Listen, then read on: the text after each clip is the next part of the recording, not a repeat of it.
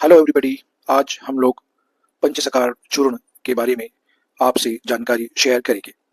मैं आप सबका मेडी अपडेट्स इस यूट्यूब चैनल में स्वागत करता हूं।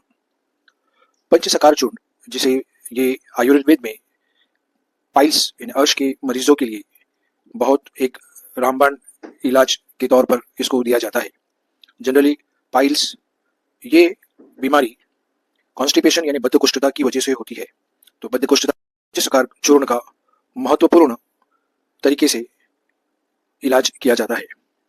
तो हम सबसे पहले जानते हैं कि पंचसकार चूर्ण को हम कैसे बनाते हैं, यानी इसकी विधि क्या है।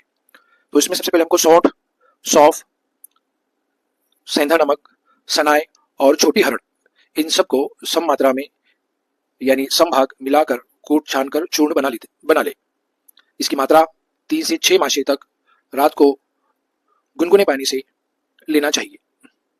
अब हम इसके उपयोग के बारे में आपको बताएंगे। बेसिकली ये चूर्ण सौम्य विरेचन है, यानी ये एक माइल्ड लैक्सेटिव का काम करता है।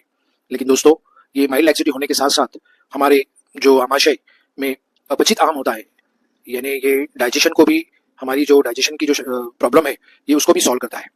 तो ये एक माइल्ड लैक्सेटिव होने की वजह से कब्ज, आम वृद्धि, सिर दर्द, अजीर्ण यानी इंडाइजेशन, उदरवात, अफरा यानी पेट में जो गैसेस होती है, उदरशूल, एब्डोमिनल पेन, गुदशूल, बहुत सारे लोगों को डिफिकेशन के बाद में एनल रीजन में पेन होता है, तो ये इसमें भी बहुत अच्छा काम करता है। गुदशूल आदि दोषों को दूर कर पाचन क्रिया को सुधारता है। यानी ये बेसिकली माइल्ड लैक्सेटिव होने के साथ साथ हमारा जो डाइजेस्टिव सिस्टम जो खराब हो चुका होता है, पंचसकार चूर्ण के जरिए हम उस बीमारी को भी ठीक कर सकते हैं। ये चूर्ण अर्श रोग, पाइल्स, आम प्रकोप, जीर्ण आमवात में, यानी जिन लोगों को बहुत पुराना आमवात होता है, जिसे हम अर्थराइटिस कहते हैं, और जिसमें संधि स्थानों की पीड़ा और मलौरोध तथा नए अम्ल पित्त के रोगियों के लिए हितकारक है। यानी जनरली जॉइंट पेन्स के अंदर ये होता है कि हमारे जो सांधे होते हैं, हमारे जो जॉइंट्स होते हैं, वहां पर अपचित आम संचित होता है। तो ये उसमें जो पेन होता है, तो ये उस आम को डाइजेस्ट करता है। और जैसा भी कहा गया कि मलावरोध यानी कॉन्स्टिपेशन, बद्धकोष्ठता, और जिनको नया नया एसिडिटी होती है, तो उसमें ये चूर्ण बहुत काम करता है।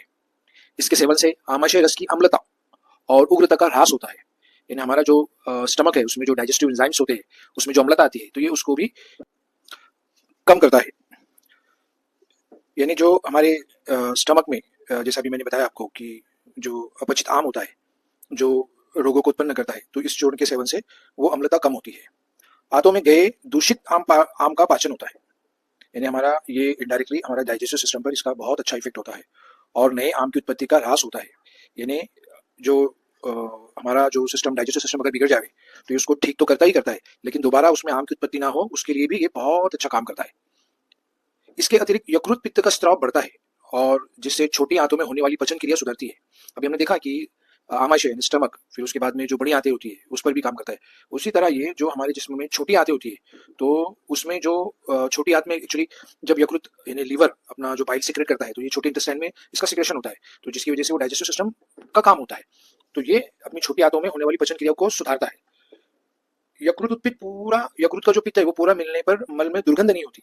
एक्चुअली ये जो बाइल्स होता है, हमारे जो लीवर से इसमें आता है, तो ये अगर प्रॉपर मात्रा में आए, तो ये हमारे जो मल में जो दुर्गंधी होती है, तो ये दुर्गंधी को कम करता है। कीटाणु और विष को नष्ट हो जाते हैं, कीटाणु और विष नष्ट हो जाता है, तथा मल को आगे फेंकने का कार्य सरलता पूर्वक होता है, और शुद्धि होने के पश्चात उसका आकुंचन होने में भी सहायता मिल जाती है। यानी जो हमारा defecation system, stool defecation system, ये प्रॉपरली होता है बेसिकली। यानी जो आंतों में जो आकुंचन और प्रसरण होना चाहिए, यानी उसका जो सिस्टम होता है मल को निसरण करने का, तो ये उसको भी सुधारता है, यानी इजीली स्टूल डेफिकेट हो जाता है। ये चूर्ण अति सामान्य औषधियों के सम्मिश्रण से बना है। फिर भी कफ प्रधान रोगी, जीर्ण आमवात पीड़ित, अर्श रोगी, जीर्ण आम अतिसार और अन्य रोगों में होने वाली आम वृद्धि पर अमृत सदृश उपकारक है।